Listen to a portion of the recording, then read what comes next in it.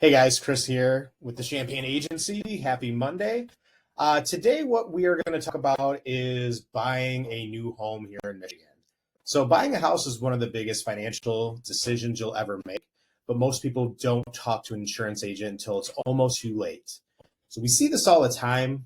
Buyers go under contract, everything looks great, and then insurance becomes a last minute scramble. A real example that we just went through, we had a couple buying a home downriver, and they were expecting around $1,200 a year for insurance. That was presented as their price point with their lender. Once we reviewed the property, the actual premium came in closer to about $2,800, so over double the price that they were looking for because of roof age and a prior claim on the home.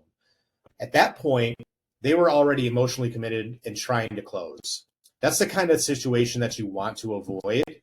So having an insurance agent look at a property early can give you a realistic picture before you're locked in. So if you're starting to look at homes, something you really want to get ahead of is reaching out to your agent. Even if you're considering a couple different homes, we have no problem whatsoever looking at those properties for you. That way you can help make a decision on if you like one more than the other.